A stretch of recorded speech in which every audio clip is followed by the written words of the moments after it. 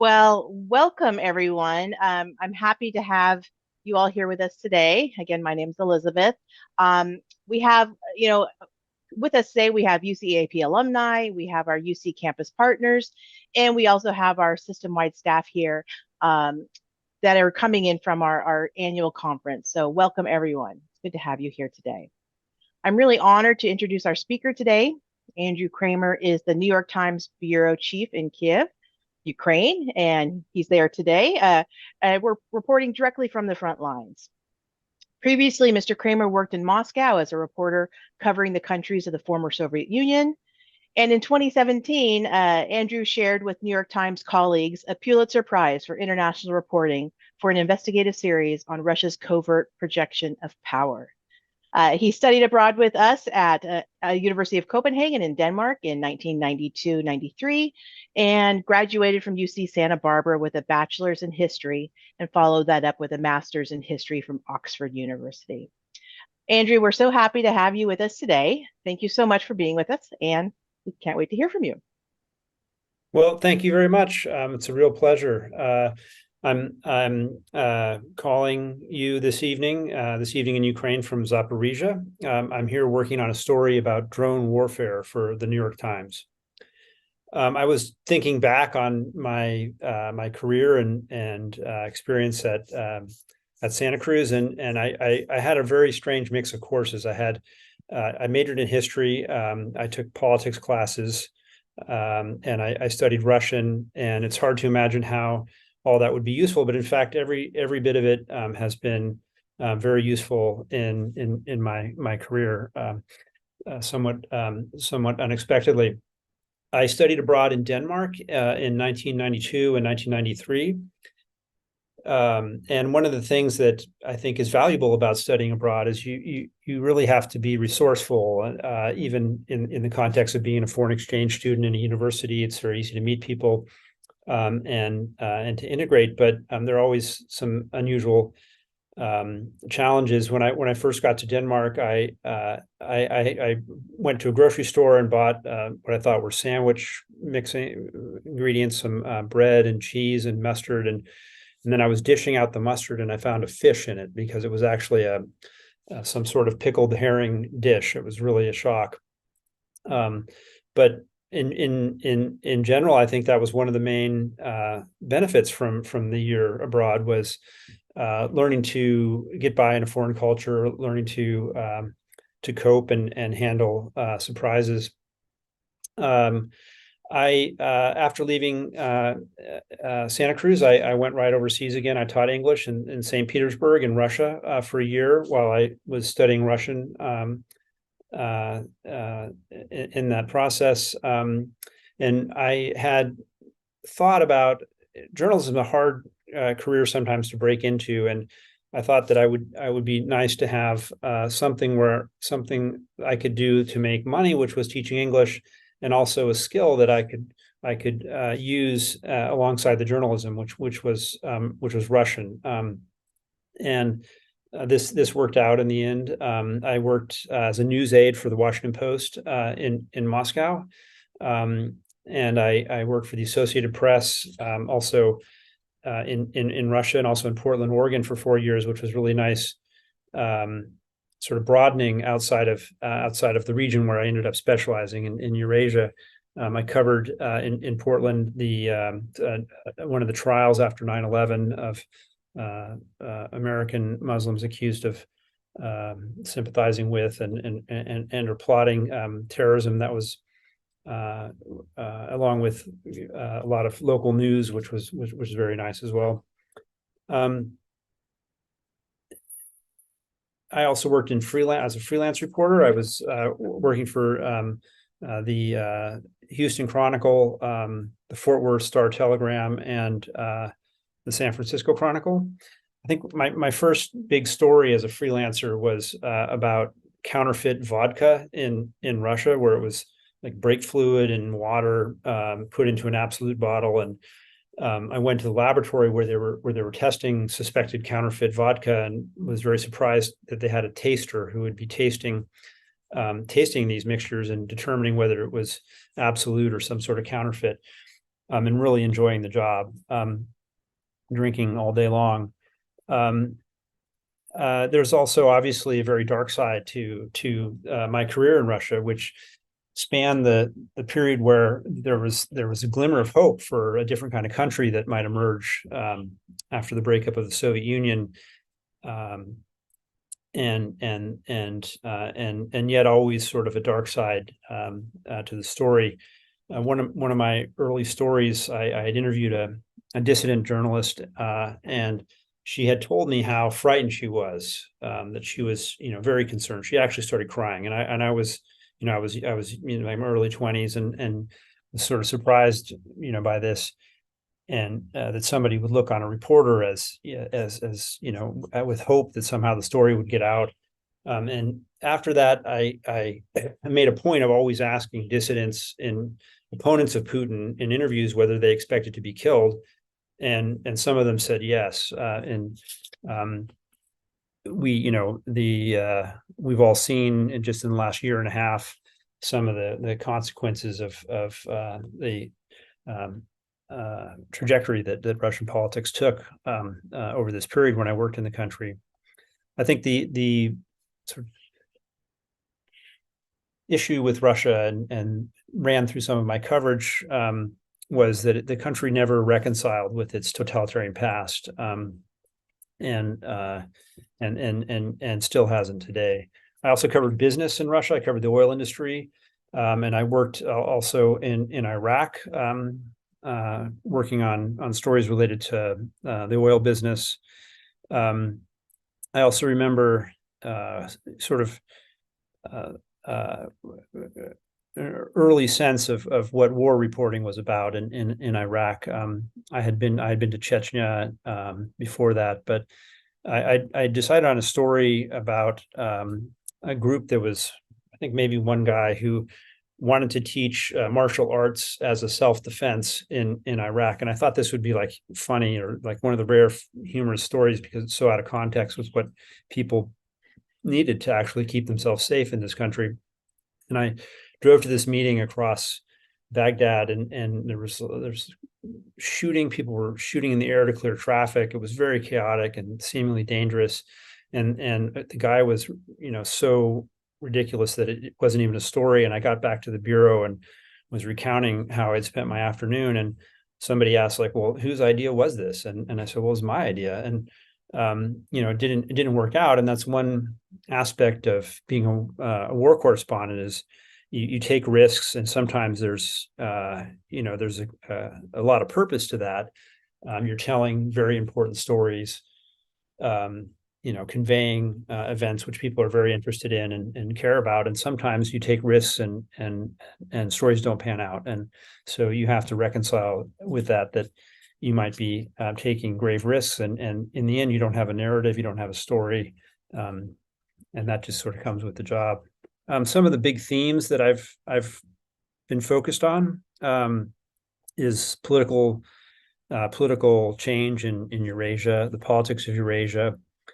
But I also like stories, and I've done this, repeatedly through the years, even working on business, working on politics, covering wars, that open a window onto something unexpected. Introduce readers to an interesting character, and are frankly just fun to read, or particularly interesting. Right before I came down to Ukraine, I'd done a story on people who take nuclear showers. A town where the hot water system is one of the cooling loops on a nuclear reactor. Of course, it's in Russia, and apparently it's safe, but very nerve-wracking.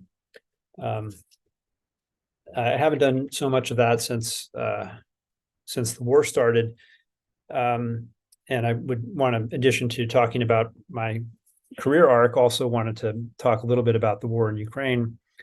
I left Moscow in, I think it was January 3rd, after the holidays, and with just a carry-on bag, and went out into the snowy street and caught a taxi to the airport. And I never went back home. All my stuff and everything remained in Russia, because I got caught up in the coverage and lead up to the war. And then the newspaper evacuated the bureau, in March of that year because of laws that criminalized reporting. Now we have a reporter who does go back part-time now to Russia.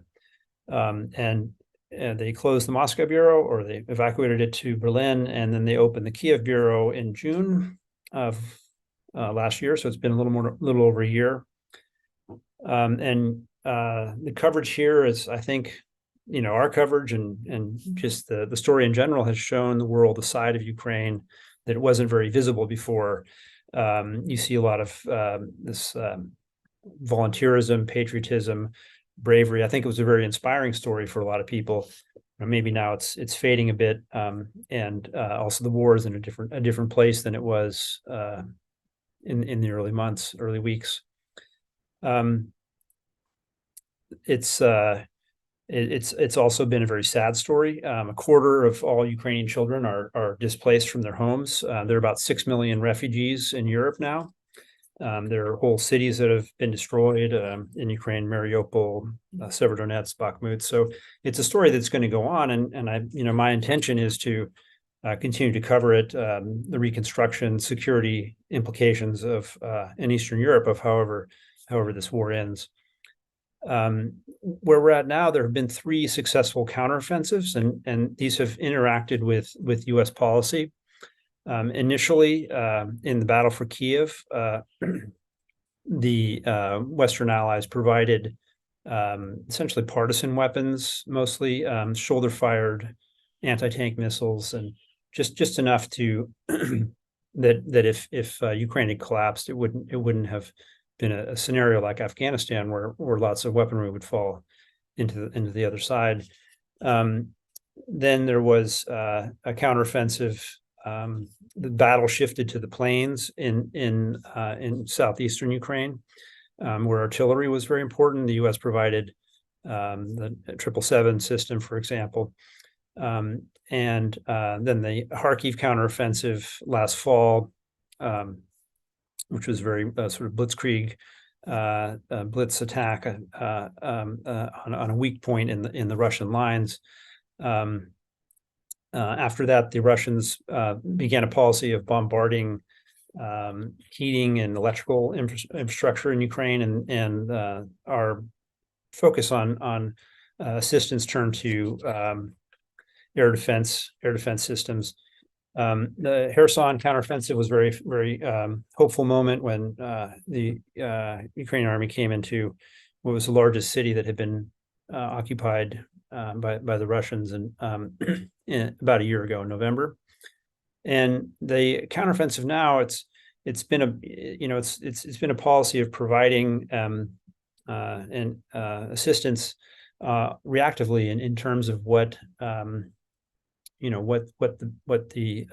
what the Russians are doing. If they move in a certain direction, then there's been, such as the bombardment of critical infrastructure, then you had the more sophisticated air defenses.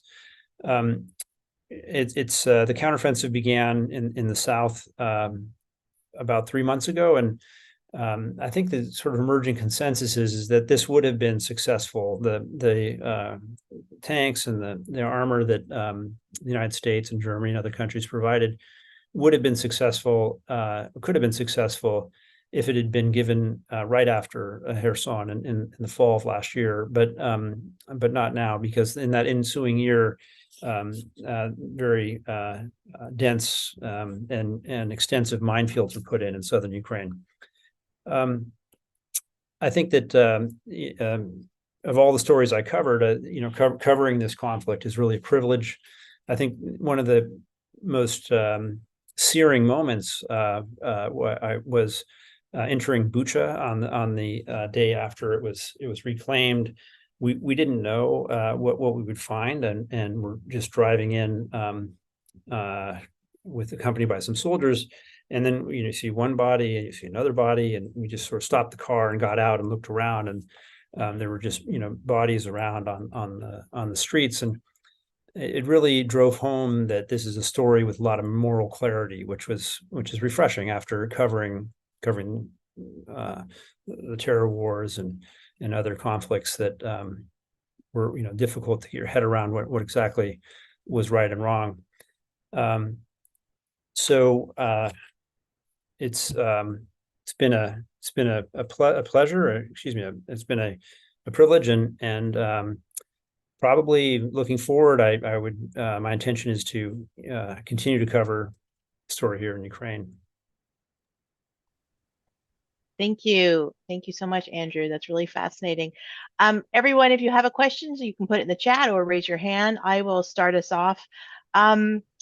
What when you going back to Santa Cruz, what was had you traveled internationally before, or what made you want to study abroad? And then also, how did you select Denmark? We did have a program in Russia back then. I was just wondering how Denmark was became your destination.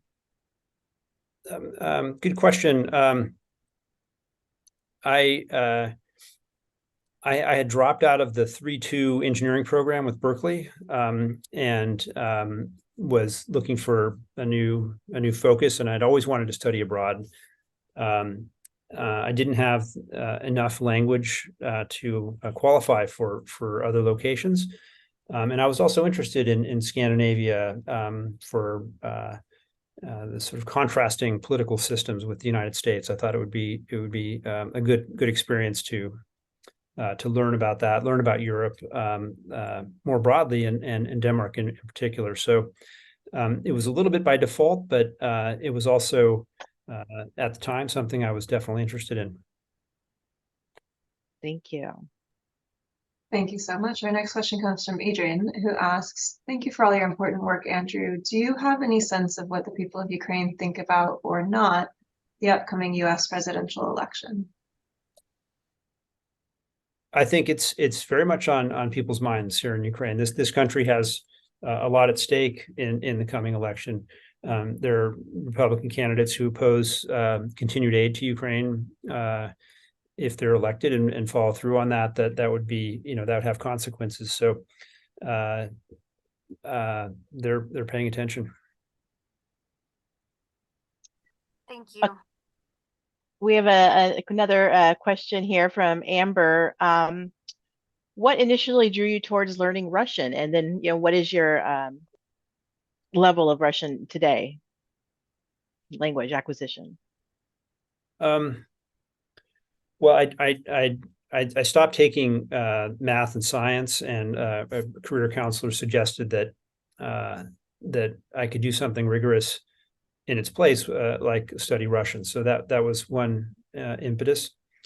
My Russian is quite good. I mean, Ukrainian friends sometimes say that they like my Russian because I slaughter the grammar of the enemy, so I can make mistakes, but it's quite good. I've been speaking, I've been using Russian professionally for a very long time, and Great. I'm curious how many languages you speak. Do you speak Russian and several others? No, I only speak Russian and English. I've lost my Danish. I mean, at one point I could chat in Danish, and unfortunately, Spanish has gone by the wayside as well. All right. Sure. Well, Brett Murray follows up with the question, given the intense nature of your job, what do you think most people misunderstand about it? Good question. I think maybe it's there's a misunderstanding about what you're looking for as a journalist. You're always looking for a story. It has to have characters and a narrative. So it might seem that any event, there's an obvious way to tell the story, but in fact, a big challenge of the job is looking at something and creating a narrative or a story out of it, finding characters. That's one answer. I want to give a shout out to Brett as well. Brett studied abroad with you in Copenhagen, correct? That's Yeah. right. And he, in fact, is the one who told us about you. You know, it's really hard for us to keep track of our alumni and where they go after they leave and come back. And he was the one who brought it to attention. You know, your fascinating career. So thank you, Brett. Question from Michael. Why don't the Ukrainians attack the missile and drone launch pads used to attack their cities? They have started doing this. We've seen deep strikes in Russia, starting last fall, but becoming more common now. And this is actually something that I had chatted with Brett about. The Ukrainians are building want to build long range drones and already have some models, and applying something like a startup culture to this. They have lots of different companies, lots of different groups that are building this. Really a capability to hit targets about 1,000 kilometers into Russia, with pretty significant geopolitical consequences if this becomes more common. But they've hit airfields. They just this week they hit as damaged and maybe destroyed 2 ships, a Kilo class submarine, and a landing ship in Crimea. The submarine is used to launch cruise missiles. So that policy is definitely coming into effect. Thank you. Okay. Our next question comes from Relitza, who asks, what advice do you have to students embarking on their study abroad experience? Maybe a bit of a counterexample, because the question on language was interesting, and I do have Russian, but I would think that really choosing a location with a language that you intend to use, you would see a use for professionally would be one bit of advice. I think I would reiterate a piece of advice that I got in the context of going abroad, which subsequently I've thought about this in life in general, after moving, after starting something new, and the advice was, well, it'll be very difficult for the first 2 months. You'll have culture shock. You'll have to be adjusting to things. It'll be tiring, and just promise yourself that sort of 2 months into this new endeavor, you'll give yourself a weekend in which it'll just be all about you and relaxing and doing something you enjoy, and not being constantly putting the pedal to the metal. So that was very good advice, and that's something I would pass on as well. Paulette has a couple of questions here. What precautions do you take to stay safe in a war zone? And then the second question, can you describe your personal risk tolerance and if it differs from your company's approach? The sort of approach to safety for journalists has evolved, and we now work with security advisors that are typically former British soldiers, but still the decision making lies with the photographer or reporter, and what you're weighing is risk and reward. So you're thinking, what is the editorial value of this story, and what is the risk that I'm taking? So if you have a potentially very good story, that would justify a lot more risk. I went into Bakhmut at a very dicey time in January, for example, because it was a very, very relevant news story. I'm not going to be going to the zero line for a daily news story. And some of the approaches specific to Ukraine, it's different in the Middle East. There was a lot of concern about kidnapping in the Middle East. That was the focus of safety in Baghdad. Here, it's indirect fire. Artillery is really the main risk for journalists. So you limit your time when you're exposed to it, and sometimes down to just 20 minutes. And I reported a front page story in just 20 minutes last year, grabbing a few quotes and getting it done very quickly. It's sort of the opposite of what sometimes people say about what a good journalist should do, is spend time on a topic, maximize the amount of time they're working with the sources. And I apologize, I forgot the second part of the question, if there was one. I think you described is that your tolerance different than your company's approach, really? You sort of addressed that. It had been an idea of war reporters that it really is up to the reporter. You have to trust the reporter, and a lot of companies have that generally in place, that it's a personal choice what kind of risk you want to take for a story. But once again, there is now the infrastructure in place with advisors who can look over your shoulder on some of these decisions. Thank you. Thank you so much. Susanna's raised her hand. I believe she wants to ask a question directly.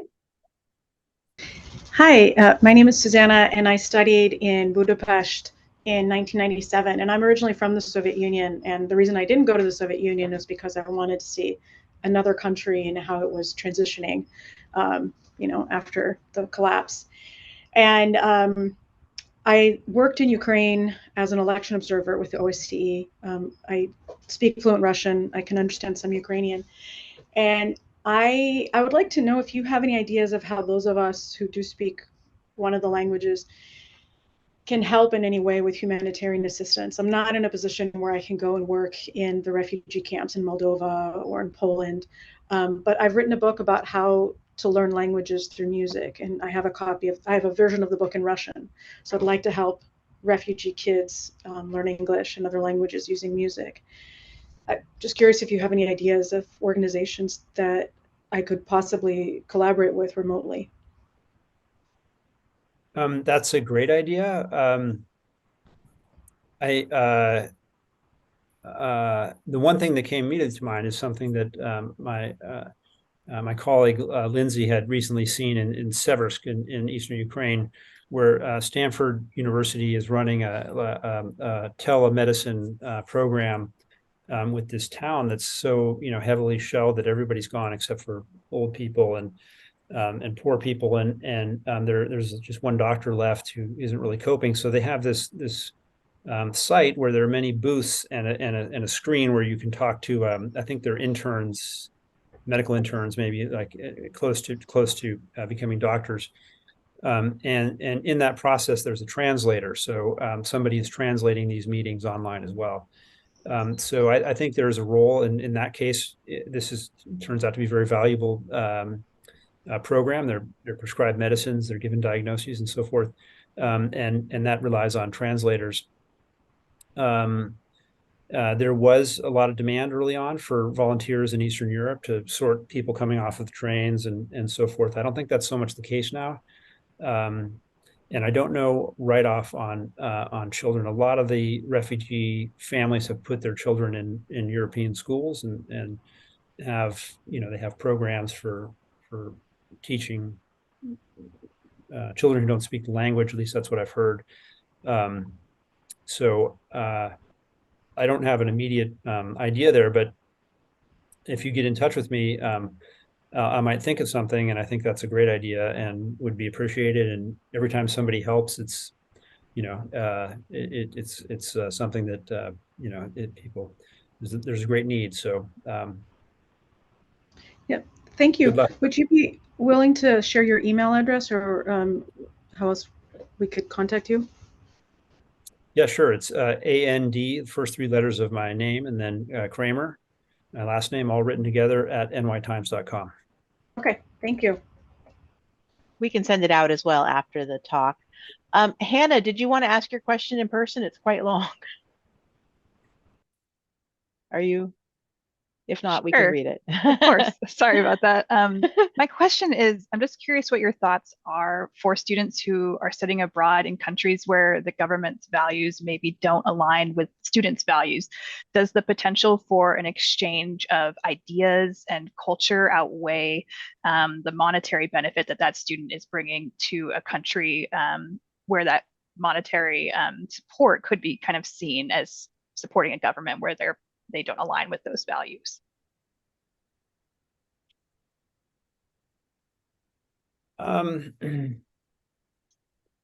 Yeah, I would think so, because I think the educational value of being in that environment, and even if it's the value is realizing very clearly that you reject those values, and even as you gain a greater understanding of them, I think that would be more important over the long term than whatever the study abroad program brings that country. And I don't know any country that's relying on study abroad programs to prop up dictatorships. Maybe it happens, but Thank you.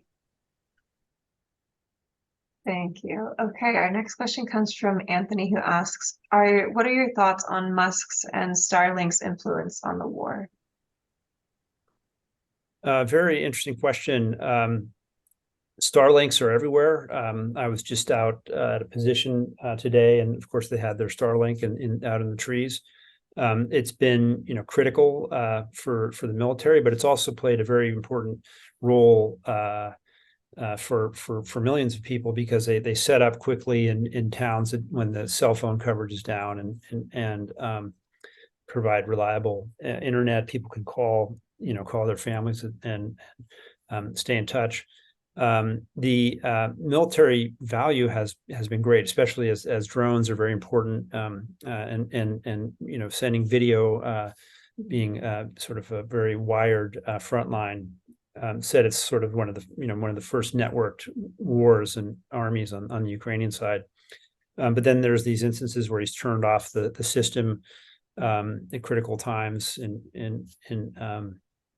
or is thought to have done that. And I think he actually recently discussed his policy there.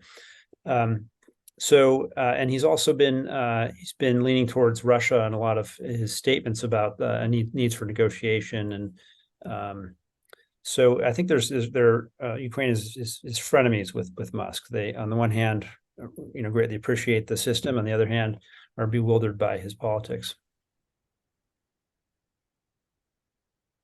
Thank you. We are sort of getting close to time, so I think we'll just finish up with the two questions we have in chat. Anthony asks, he has just met some newly arrived Ukrainians in Portland. What are some of the current barriers refugees are facing? In the U.S., one issue, and I don't know exactly where this stands, is that Ukrainians came in on a 1-year visa, and a lot of those are coming up now, and the process for extending that is difficult and complicated. So I think that's definitely a challenge in the U.S., and it's also can be very difficult for Ukrainians to get U.S. visas, despite everything. In Europe, they just sort of threw open the gates, and anybody who crossed the border was got refugee status. So I think the challenges in the U.S. would be the lack of clarity on some of the residence and visa issues. Thank you. Okay, our final question from Misha is, do you face any editorial pressure to produce click-worthy articles versus doing more in-depth reporting, especially as the war continues into its second year? I sympathize with the need to keep readers engaged given the pressures facing professional journalism. I don't. We do have a system where you can see the number of views on your article, but you can go and look at it if you want. It's never really a point of pressure, and I think the editorial approach is that there are some things that need to be written about, even if they don't draw too many viewers. Overall,